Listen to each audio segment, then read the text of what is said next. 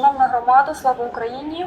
В ефірі «Час онлайн». Мене звати Скибінська Марія, і мені надзвичайно приємно вітати нашого сьогоднішнього гостя. Це Анзор Масхадов, син обраного другого президента Чеченської Республіки Ічкерія Аслана Масхадова.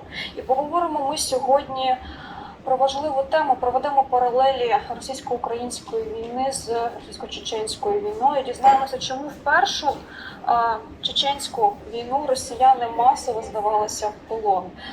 Пане Анзоре, вітаю. Єдиний момент, друзі, я переходжу на російську мову, тому що наш шановний гість, на жаль, не володіє українською поки що, але я думаю, що з часом він теж долучиться, бо у нас дуже гарна мова, і буде вчити. Анзор, здравствуйте. Здравствуйте. Я начну с того, что вы сейчас живете в Норвегии, да, но вы принимали участие в Первой Чеченской войне, и во Второй Чеченской вы занимались политической разъяснительной работой, да, но вам пришлось уехать из страны. Расскажите, пожалуйста, как это происходило? Так, еще раз здравствуйте. Да, я действительно принимал участие в Первой русско-чеченской войне. И до начала Второй русско-чеченской войны мне пришлось выехать за рубеж, то есть работать в представительстве Чеченской Республики Ичкерия за рубежом.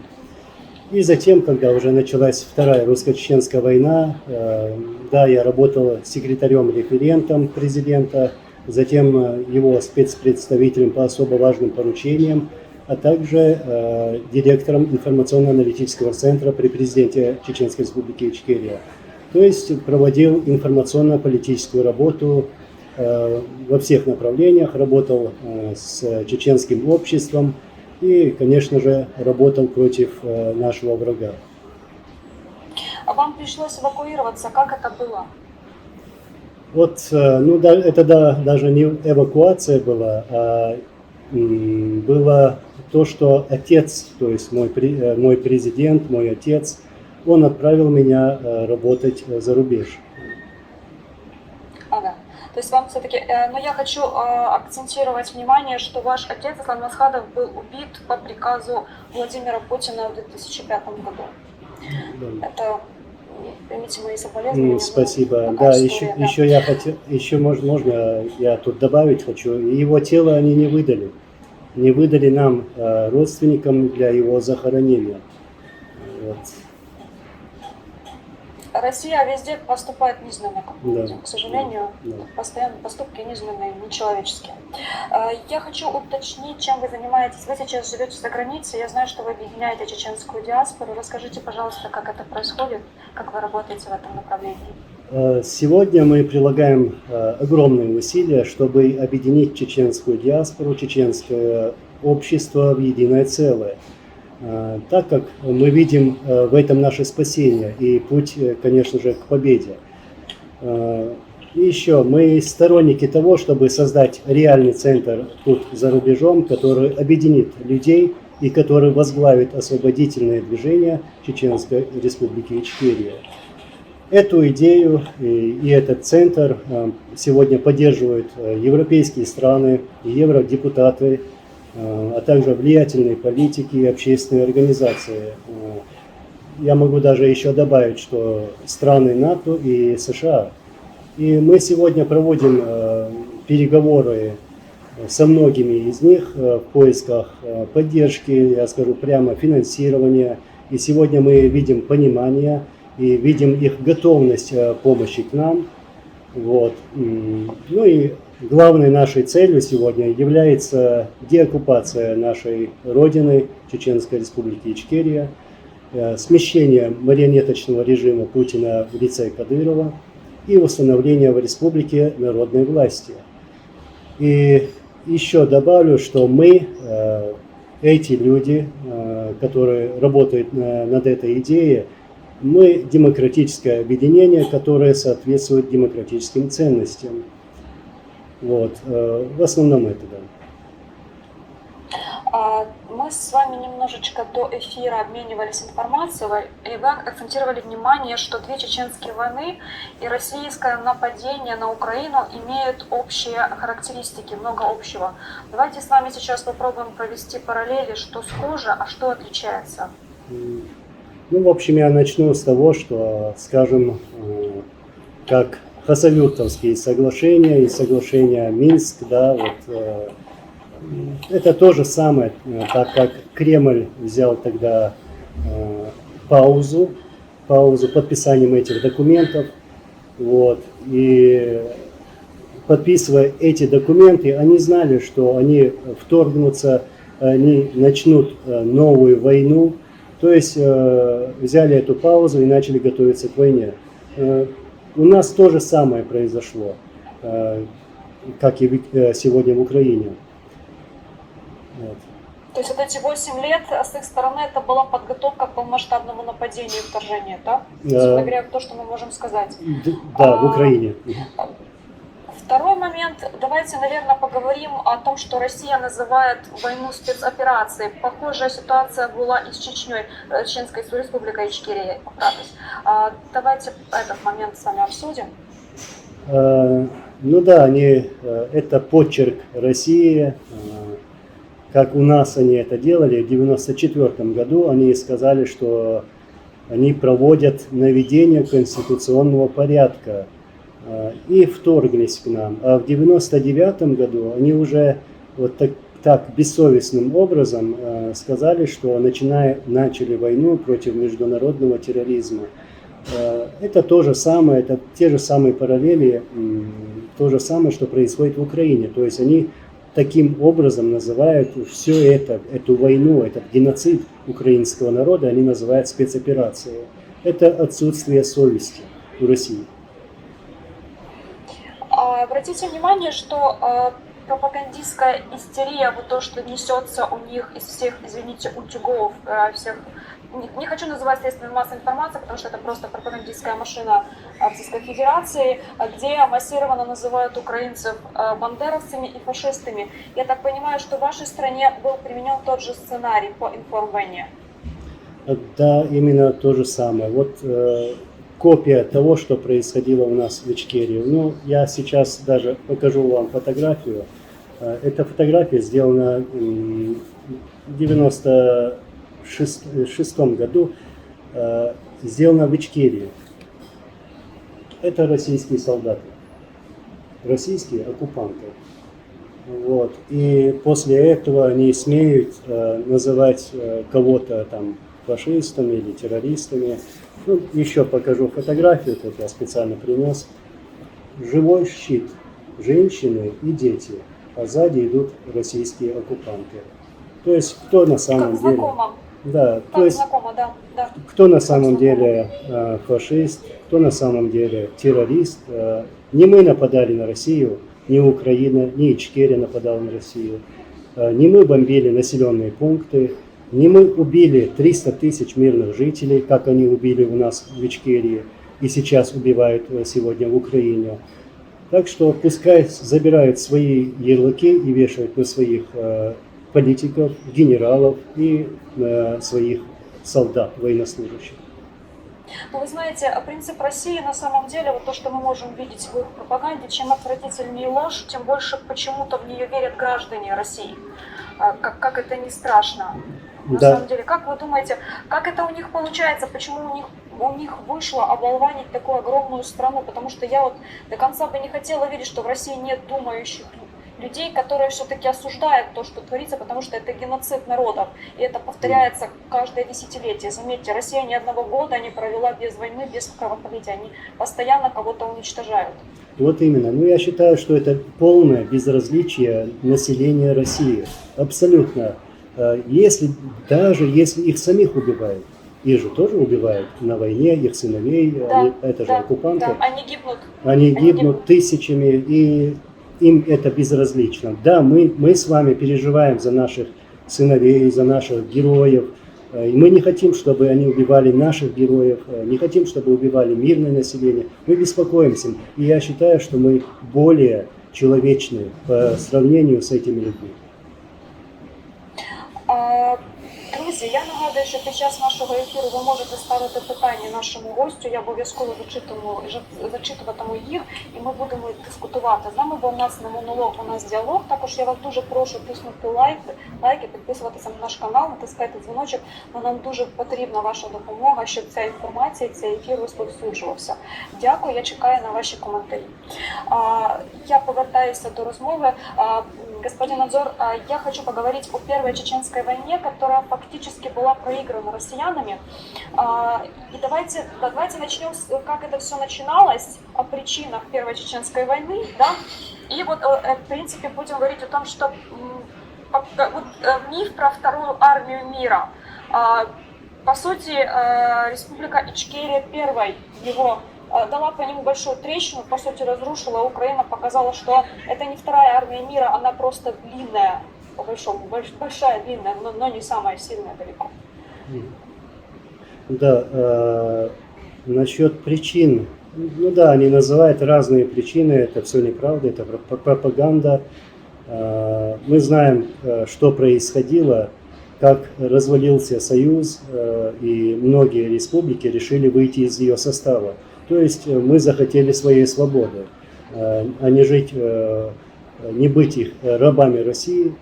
Вот. Россия не хотела с этим смириться и решила снова завладеть этими землями, то есть чеченской землей, украинской землей. Вот что они сегодня делают. И начали они с Ичкерии в 1994 году. И в то время им была нужна маленькая, но победоносная война, чтобы испугать другие республики, чтобы ни у кого не было желания отходить от России. Вот. Но этого не случилось. Победили мы. Мы одержали победу над русскими в 1996 году. И вот после этой победы, когда мы на весь мир показали, что из себя представляет российская армия, они не смогли с этим смириться и решили пойти на реванш. Вот. То есть отомстить проигрыше в той войне. И вторая война в 1999 году началась именно для того, чтобы отомстить чеченцам, а также привести к власти неизвестного никому Путина. Я хочу уточнить по Первой Чеченской войне. Есть правда ли то, что во время Первой Чеченской войны россияне массово сдавались в плен чеченцам, потому что те гуманно к ним относились? Так ли это? Я начну с того, что подкорректирую. Мы не хотим, чтобы эту войну называли чеченской войной, потому что эта война была, можно назвать, российско-чеченской или русско-чеченской. Так же, как и российско-украинская война. То есть они напали на нас.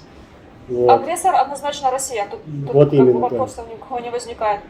Да. Ну, по поводу вопроса последнего, как? Еще раз. Да, последний вопрос в том, что есть информация, что россияне массово сдавались в плен, потому что очень корректно относились чеченцы к ним, передавали их домой, да, если они будут сдаваться. И все-таки была массовая сдача в плен. И дальше мы поговорим про эти зверства, которые творились во время Второй российско-чеченской войны. По сути, давайте проведем параллель, и все-таки попытаемся докопаться до сути, откуда эта злоба. Это нечеловеческое такое отвратительное, жуткое поведение и с пленными, и с мирными жителями, с женщинами и детьми. Откуда в России откуда это зло вообще? Да. Насчет военнопленных. Да, в 1994 году, 26 ноября, мы массово взяли в плен российских офицеров и солдат, которые пытались захватить Грозный. Это была наша первая победа, скажем так, 26 ноября 1994 года. И потом началась полномасштабная война 11 декабря. И во время боевых действий в Грозном уже к нам начали попадать тоже, опять же, военнопленные. И всегда русские генералы, русские политики отрицали факт того, что у нас на чеченской стороне находятся их военнопленные. Сначала сначала они пытались это вот так скрыть это, но у них это не получалось. Потом, даже во время боевых действий в Грозном, в 94-м, уже 95-м году, к нам приезжали родители военнопленных и просили отдать их сыновей. А для нас это было как-то странным, да. И в тот момент мы были более мягкими и даже наивными. Мы отдавали без каких-либо условий. Но потом, когда русские оккупанты начали брать наших братьев и сестер из числа мирных жителей, тогда мы подумали, что этих военнопленных надо обменивать на них, то есть приходилось к нам. И вот я расскажу про один случай. Однажды российские матери тех сыновей пришли к моему отцу. Он в то время был начальником главного штаба. Пришли к нему и стали просить сыновей. Мой отец обратился к ним: почему вы ко мне приходите? Я же ваш враг. Вы что, не боитесь меня? Почему вы не идете к военачальникам тех ваших сыновей, к российским генералам и не просите их, чтобы вернули ваших сыновей, не спросите, где они? Почему вы к врагу идете? В общем, на этой встрече он все равно отдал этих военнопленных, вот так отдал, просто без каких-либо условий. Это был акт, наверное, человечности на самом деле, в первую очередь. Да. Почему-то России человечность и доброта воспринимается как слабость. Вы поддерживаете то, что Россия понимает только язык силы? Я поддерживаю это. Сегодня я вижу это и поддерживаю. И что я считаю, что нам сегодня надо вместе идти до победы. Вместе и украинцам, и чеченцам, всему Кавказу, всем нормальным, здравомыслящим людям, потому что сегодня Путин угрожает всему миру, цивилизованному миру.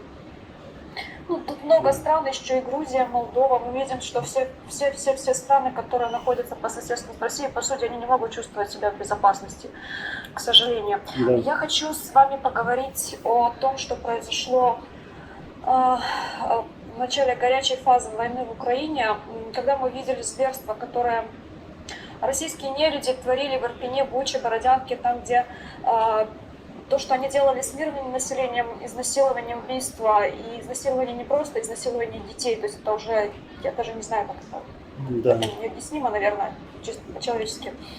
И убийства безоружных, убийства военнопленных, издевательства над военнопленными. Я знаю, что те же самые кадры, похожий почерк творили россияне в Ичкерии. Немножко напомните, пожалуйста, чтобы все-таки зрители знали, что по сути они не меняются, то есть ничего не меняется, методы остаются те же. Русский оккупант – это бессовестное, бесчеловечное, жестокое существо. Это то, что мы увидели и испытали на себе. И это то, что сегодня происходит в Украине. Да, я подтверждаю, это очень жестоко все это видеть. Я буквально недавно был в этих населенных пунктах, которые вы перечислили, Буча, Гостомель и так далее, и общался там с мирными жителями. Мне, понятно, что это трагедия, но мне было тоже интересно, как и что происходило, как они заходили в населенный пункт, что они делали, просто чисто для себя. И я увидел эту параллель, сходство. Именно то же самое они делали и у нас. В селе Новые Алды, Самашки, Мескер-Юрт, Атаги, их много. Буквально через все села в Ичкерии они прошли таким огнем, мечом, убивая всех подряд, кто им на глаза попадется. То есть это методы России. По-другому Россия никак не может. И это результат неудач и потерь их в боях. Именно тогда российский оккупант начинает срываться на мирных жителях. Он не идет в бой, чтобы отомстить врагу. Нет, он пойдет и будет срываться на мирном населении, потому что это очень легко сделать. Это трусость? Это трусость, да. Мы провели параллель между Бучей и, наверное, Новой Алды. Я еще хочу обязательно коснуться Мариуполя, потому что город, по сути, был уничтожен ракетными ударами, невероятное количество жертв среди мирного населения. И, наверное, проведу параллель с Грозным. Расскажите, что происходило тогда. Происходило то же самое, что и в Мариуполе. Они утюжили этот город и буквально стерли его с лица земли, убили мирных жителей. И знаете, там у нас в Грозном проживали тысячи русских. И русских, и украинцев, армян, азербайджанцев, то есть буквально все национальности. И они тоже гибли под русскими бомбами, под русскими ракетами. И это, как мы только что говорили, это тоже трусость, это тоже слабость их. И они даже, я могу еще добавить, что такими методами, когда они начинают утюжить населенные пункты, это методы, чтобы избежать потерь среди своих войск. То есть даже ценой гибели мирных жителей. Вот, к примеру, даже вот маленький населенный пункт. Мы называем его Сады-Котор. Вот, оно стерто с лица земли. Вот, никакого дома, ни одного дома там нету. Убили мирных жителей. Также убили мирных жителей. Потом, когда вошли в это село, они начали добивать людей, отрезать уши, отрезать носы, конечности. Вот что происходило у нас в Ичкерии, и то происходит сегодня в Украине. Я хочу зачитать вопросы зрителей. Я буду периодически переключаться, Да, как я обещала. Руслан Паюсов пишет: в России очень много людей с сердцем и душой переживают за эти бесстыдства. Крепитесь и бейтесь за свою жизнь, это ваше будущее. А тут 3 точки. Я не знаю, я не буду это комментировать. Наверное, это точка зрения, я так понимаю, человек пишет из России. Они молчат. Да. Наверное, для нас самое страшное это молчание, потому что молчание говорит о том, что они согласны. Согласен, да. Вот Если именно. вы видите средства, выходите, потому что та цена, которую платят чеченские, грузинские, украинские народы, это столько крови, а по сути это правительство, которое выбрал российский народ. И только в их силах снять его, по большому счету. Вот именно. Вот, можно ли говорить, что молчание, не знаю, оно преступно сейчас, но это моя точка зрения, не канала, а, собственно говоря, моя чисто человеческая точка зрения. Тут, наверное, я спрошу вас, преступно ли молчание в этом случае? Это, да, согласие, это преступно. Я тоже такого же мнения. Это нормальное и правильное мнение, я считаю.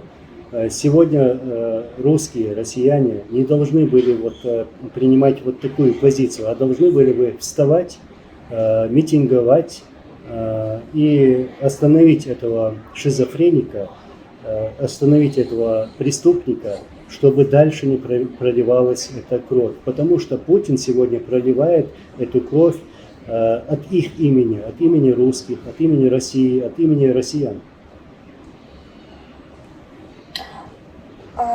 Продолжу комментарии, зачитывайте.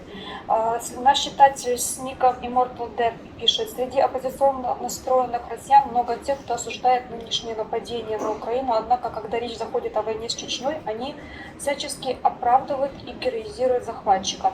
Так ли это? То есть россияне, да? Россияне, да. Оппозиция. Я понимаю, так да. себя называют. Да, я не вижу никакой оппозиции сегодня в России. Была бы оппозиция, там, может, что-то и изменилось бы. Были бы какие-то даже действия. Для нас нет разницы. И сегодня весь мир заговорил про войну против чеченцев.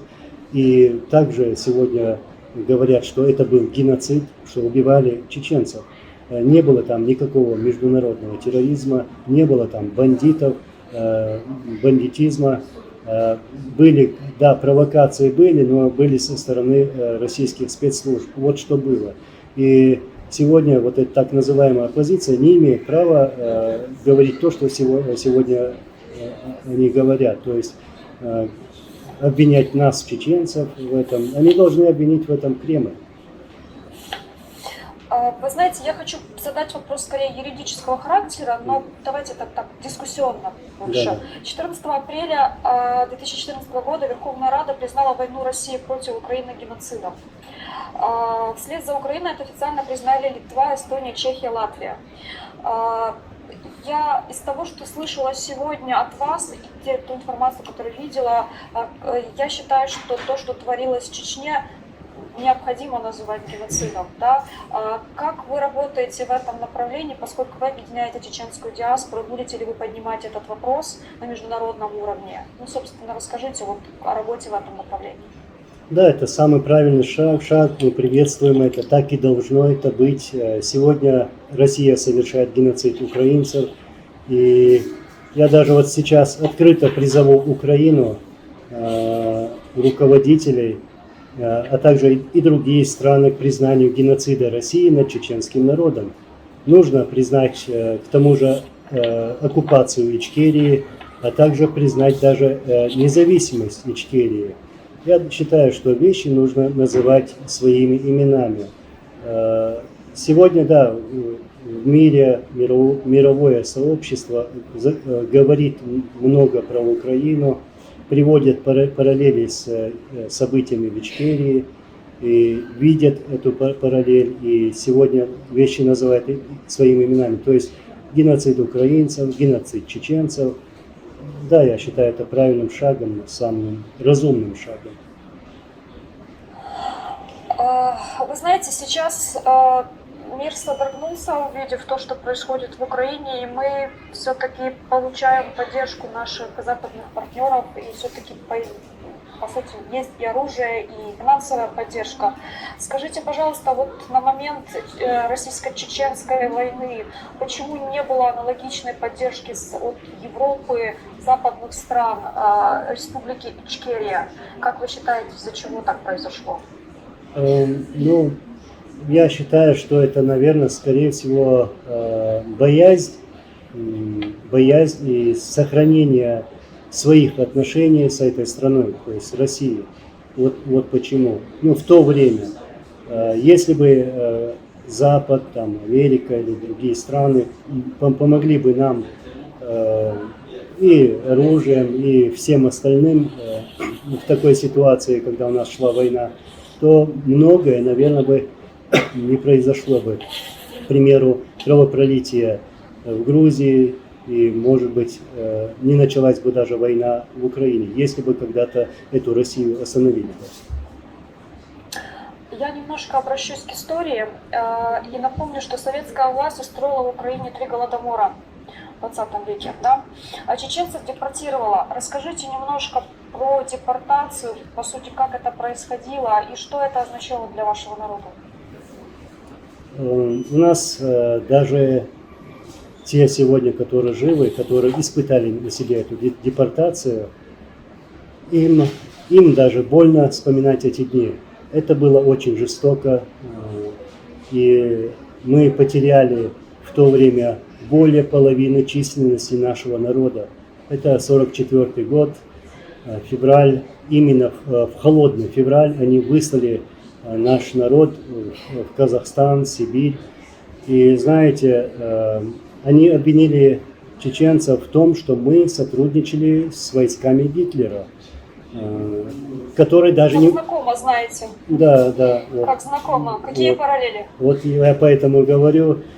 И даже обвинили нас даже в том случае, что мы не были даже оккупированы гитлеровскими войсками. То есть они к нам на нашу землю не заходили. Вот. В то время, это было еще время, когда большинство наших молодых людей стремились на фронт, воевали на фронтах, на всех фронтах, с Сталинграда до Берлина дошли и так далее. Вот. И по поводу этой насильственной депортации, людям давали 10 минут на сборы. Просто пришли военные, НКВДшники, их погрузили в вагоны и отправили вот в степи Казахстана. А вот нетранспортабельных больных они расстреливали, сжигали или топили в озерах. Вот что происходило тогда. По сути, ну, как бы тут нечего говорить, это геноцид. Да, Это геноцид в любом это случае. геноцид. Других терминов тут нельзя назвать. Давайте немножко еще обратимся к истории и поговорим о Джохаре Дудаеве. Кто он для чеченцев? Джохар Дудаев – это первый наш президент, первый президент Чеченской Республики Ичкерия. Это наш любимый и уважаемый герой. И расскажите немножко о своем отце. Давайте вспомним о нем. Спасибо. Ну, отец, многие его знали тоже. У нас как бы в нашем менталитете особо не принято вот говорить о родственниках, вот, но я попытаюсь сказать. Отец любил свой народ, он был за мир.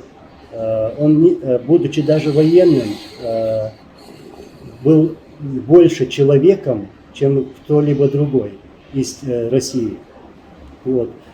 Он был строгим в семье, вот, требовательным к нам, детям.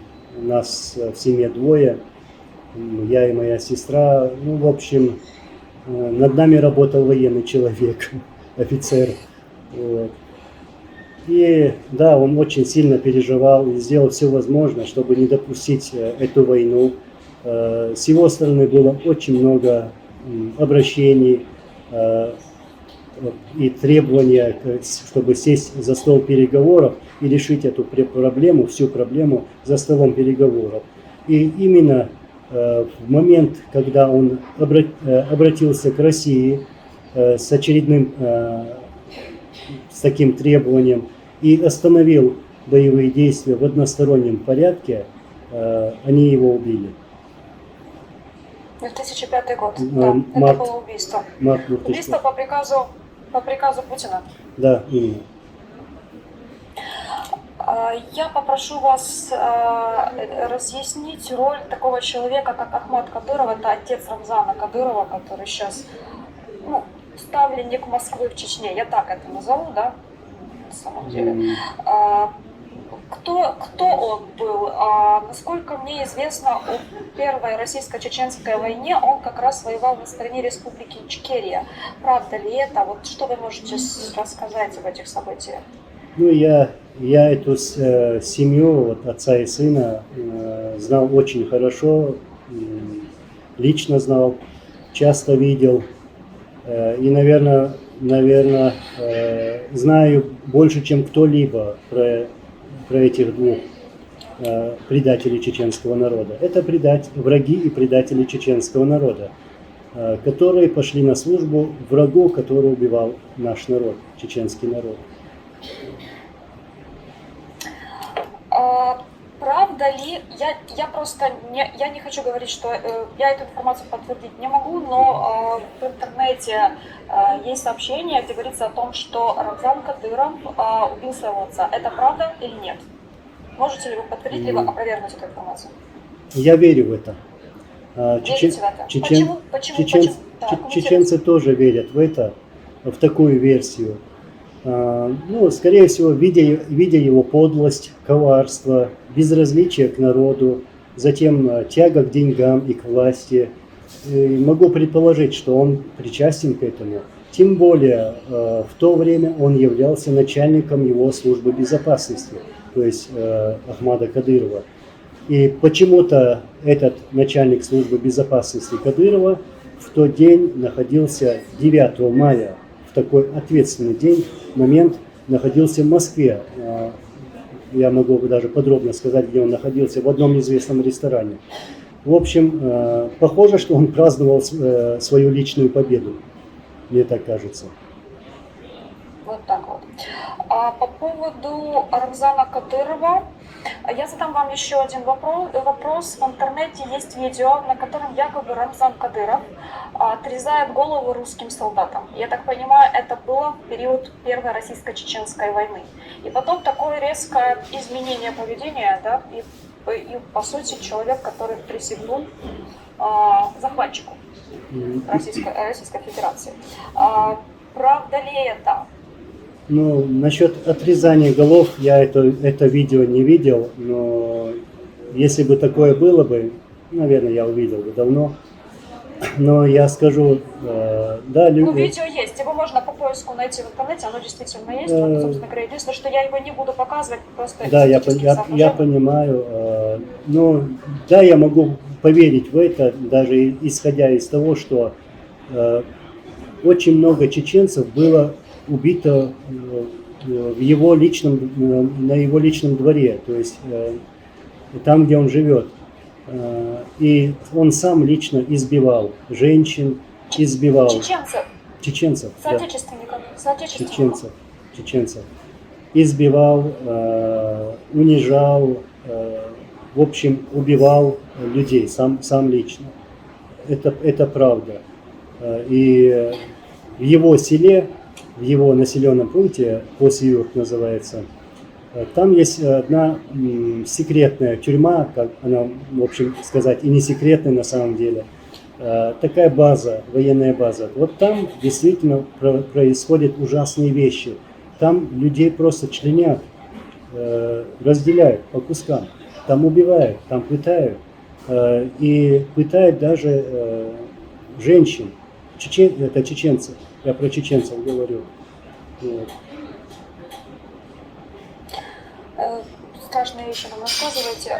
Скажите, пожалуйста, после российско-чеченских войн много ли чеченцы уехало из страны?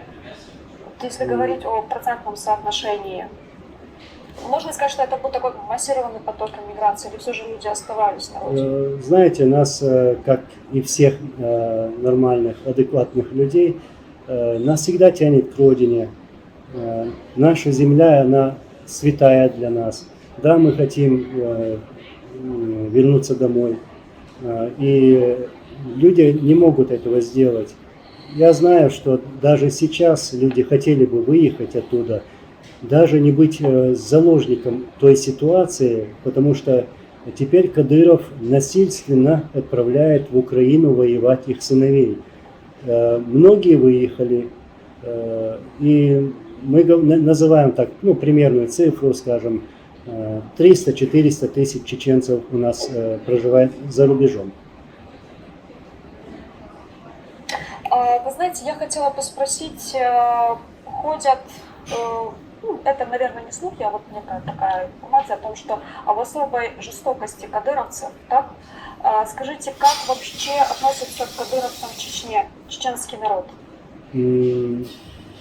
Это предатели нашего народа, это те, которые сегодня служат России, той стране, которая убивала наш народ всегда, веками. 400 лет убивала Россия чеченцев. И, конечно же, мы пытаемся делать все возможное, чтобы дать понять, кто враг, кто друг сегодня. И если так взять, именно те кадыровцы, которые вот верой и правдой служат Кадырову и Путину, я желаю такому то же самое, чтобы пожелал бы русскому оккупанту. Вы знаете, я хочу зачитать комментарий. Нам пишет человек из Казахстана. Я думаю, вам будет приятно это услышать. Да, спасибо. Наш зритель Альдияр Байбарак обращается к вам. Жалко, что в то время не было Ютуба и не могли выразить моральную поддержку чеченцам. Смотрели только на пиратских видео, кассетах. Ичкерия будет свободна, и Казахстан всегда будет вам вторым домом. Спасибо за комментарий, за вопрос. Да, мы любим и уважаем Казахстан, потому что Казахстан сегодня даже является нашей второй родиной. У меня отец и мать родились в Казахстане во время той насильственной депортации, о которой я говорил. И надеемся, что в Казахстане все будет спокойно, хотя там уже Россия пытается что-то провоцировать. Вот. И Казахстан, как и был, и будет всегда единым, потому что в единстве сила. Ну, в общем, мы братья, поэтому мы тоже уважаем вас. Спасибо большое. Вы знаете, тоже от своей стороны хочу сказать спасибо большое Казахстану, поскольку мы знаем, что президент Казахстана выразил поддержку Украине и сказал, что Казахстан уважает целостность и независимость Украины, и это было очень четко проговорено прямо в глаза Путину. Да. Поскольку это был правильный поступок. Спасибо большое. Спасибо. Я хочу зачитать, позволю себе все-таки воспользоваться записью, потому что это цифры, чтобы я ничего не напутала. Режим Кадырова, находящийся при власти в Чечне, можно охарактеризовать как российский аналог АКЛО. По данным на январь 2022 года годовой бюджет Чечни составляет 375 миллиардов рублей. Из этой суммы 300 миллиардов рублей, это 80%, это траты, выделяемые правительством Российской Федерации. Бюджет самой России в 2022 году составляет 3,2 триллиона рублей. То есть 1/10 часть всего бюджета России идет на Ичкерию. Скажите, пожалуйста, почему Россия платит такие огромные деньги? Ну, в первую очередь я скажу коротко так, что не для народа. Народу... Да, и куда они идут? Вот, собственно, да, давайте поговорим об этом. Куда они идут? Народу сегодня приходится выживать, и, как я сказал, многие даже выехали бы оттуда, если бы у них была такая возможность. Представляете, если людям сегодня приходится отдавать часть своей зарплаты в фонд Кадырова, то есть для содержания этого Кадырова и его там батальона. И, ну да, те деньги, которые дает Россия, даются для содержания этого режима, то есть в лице Кадырова, чтобы его усилить. Вот куда направляются эти деньги. По сути, это плата Кадырову, можем так это назвать? Это да. И его режиму? Это да, вот это можно так и назвать, это плата Кадырову. Именно в его карман, именно для его личных целей там, и так далее. Сейчас в Грозном центральная улица называется проспект Путина. Вот это тем более цинично, зная, как российская армия равняла Грозную с землей. Мы говорили об аналогии с Мариуполем.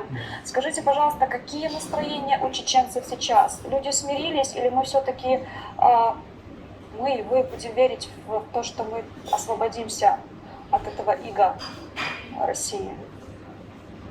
Да, нет, люди устали и хотят выжить. Вот какая ситуация сегодня в республике. Но они видят, что наступил не мир, как об этом говорит Россия, а пришла диктатура. Ну, как можно называть наши улицы именами тех, кто убивал чеченцев? Тем более именем тех, кто сказал в 99 году, если надо будет, то буду воевать против Аллаха. Это сказал Путин в 99 году и сказал это дважды. Люди не смирились, они выжидают. И я уверен, что люди не простят все эти унижения, пытки, все эти убийства и даже вот называние этих улиц именами вот этих убийц. А скажите, как можно характеризовать настроение у молодого поколения? Готовы ли они к борьбе? Насчет, да, сегодня молодежь, сегодня я очень много встречаюсь с людьми, в основном это молодежь, и обсуждаю эти разные темы, все наши больные вопросы, как они видят сегодняшнюю ситуацию, как они видят будущее, какое будущее они хотят. И эти люди с нами советуются, я пытаюсь дать им советы сегодня. И в первую очередь я им говорю, что знание – это сила. Надо учиться, надо приносить пользу даже вот этим сегодня нашему народу, и что эти знания потом им пригодятся. То есть они готовы забрать все, что забрала у нас Россия. Но сегодня они сделают это с умом. Есть комментарий наших зрителей, я зачитаю, с вашего позволения. Татьяна нам пишет в YouTube: желаю Ичкерии раздавить тараканов кадыровцев и вернуть все свои земли. Сейчас есть возможность для всех соседей Рашки вернуть свои земли. И есть вопрос от нашего постоянного зрителя, Amazing Жоні. Я зачитаю на українському і вам переведу. Питання гостю: як він вважає, чи буде визвольна війна за Ичкерию проти скажених кадыревских собак? Будет ли, как вы считаете, возможна ли война за независимость Чеченской Республики Ичкерия против России и кадыровского режима? Ну, я скажу, как есть. Сегодня, да, у нас нету достаточно сил, ресурсов и достаточной поддержки. Но я уверен, что народ этого хочет. Я много раз читал комментарии, я слышал от людей. А вот когда это произойдет, они спрашивают, люди спрашивают, когда мы вернемся домой, когда мы заберем все то, что они у нас забрали, когда мы им отомстим, люди спрашивают у нас. Вот. Но мы этого не можем сделать из-за отсутствия вот этих ресурсов, из-за отсутствия вот этой полной поддержки. Но когда она будет, мы поставим все точки над «и», мы заберем то, что у нас забрали, а виновники, они будут осуждены и наказаны. Есть очень интересный вопрос зрителя, я его зачитаю вам. Сергей Черный пишет: я житель Бурятии, да здравствует Бурятская Народная Республика. Скажите, если прогнозировать будущее, я понимаю, что это неблагодарное дело что-либо прогнозировать, но насколько, по-вашему, вероятен распад России на республики? Поскольку я так понимаю, что для этого были, по сути, предпосылки еще до горячей фазы войны в Украине, вот, но они сильно подавлялись, да? То есть вот что вы думаете по этому поводу? Я считаю, что этот распад уже начался. И процесс идет, то есть он уже начался, процесс пошел, да, идет, и мы должны помочь этому процессу и сделать все возможное, что есть в наших руках. И буряты, и чеченцы, и украинцы, литовцы, все нормальные люди, потому что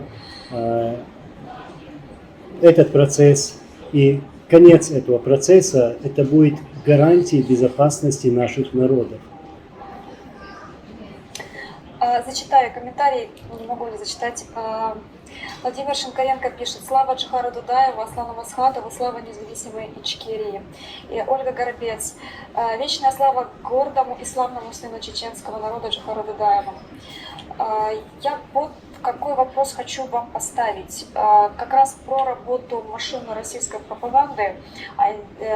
Помимо того, что там несется так называемый с новостных средствах массовой информации, снимались массово фильмы, в которых посвященных войне, российско-чеченской войне, где чеченцев представляли такими очень жестокими убийцами, да, вот, агрессорами. Скажите, какими... Ну, вот вначале вы рассказали про поступок вашего отца, который просто отдал пленных родителям, да? Расскажите, какие на самом деле чеченцы? Чеченцы, мы хотим мира, мы желаем мира, мы человечные, мы любим справедливость, и мы готовы встать рядом с теми людьми, кто нуждается этого. Мы готовы оказывать помощь в любой форме. Вот. Вот такие мы, как и все другие люди. Украинцев и чеченцев объединяет одно очень сильное чувство – это любовь к свободе. И украинцы боролись на стороне Ичкерии в 1994-1995 годах. Теперь за нас воюют братья-чеченцы. Спасибо вам большое, мы знаем, спасибо за ваш подвиг и за то, что вы защищаете нашу страну от русских убийц. Что вы сейчас хотите сказать украинцам? Спасибо вам, что стали рядом с нами в трудный момент. Я помню, когда украинцы приехали к нам, я помню тот день, я был рядом с отцом, как я сказал, прошел первую русско-чеченскую войну, и видел этих украинцев, которые к нам приехали помогать воевать против русских оккупантов.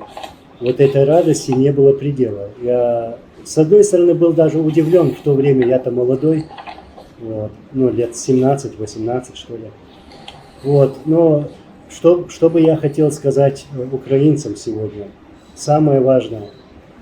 Берегите свое единство, не позволяйте врагу разделить вас, потому что это может быть вашим поражением.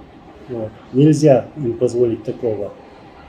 Вы видите, мы все видим, что мир за вас, но в первую очередь нам нужно всем верить в свои собственные силы, то есть самих себя. А мы готовы стоять с вами и добиваться нашей общей победы, победы над общим врагом. Другого пути просто не существует и не может быть. Я уверен, победа наступит, и она должна быть. Я хочу задать вам, это сложный вопрос сейчас, и я понимаю, что он неблагодарный, но все-таки, как вы видите дальнейшее развитие событий Украины? Как вы думаете, чем закончится эта война? Да нет, не сложно. Вы воюете, отстаиваете свою родную землю за свои дома, за свои права, за свою свободу. К вам пришел враг, наш общий враг. Вот. И просто мы обязаны победить, мы победим. И эта победа будет добра над злом. Другого варианта я не вижу. Я зачитаю финальный комментарий, он, наверное, очень четко подчеркнет отношение украинцев и чеченцев. Ольга Горобец пишет: помнит Украина Джихара Дудаева, помнит тех, кто служил с ним во время его службы в Полтаве.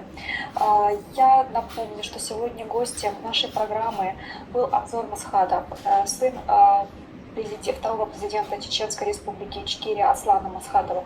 Я вам очень благодарна за время, за интересную беседу. Я обязательно буду приглашать вас на наши эфиры, потому что нам есть о чем поговорить. Я надеюсь, что следующий у нас эфир будет посвящен победе Украины и победе Чеченской Республики Ичкерия. Что мы будем свободны, потому что мы будем бороться до конца, у нас другого варианта нет, и мы победим. Обязательно победим. Обязательно. Спасибо вам большое. Спасибо. До новых встреч. До встречи. Друзі, я вам дуже дякую за увагу.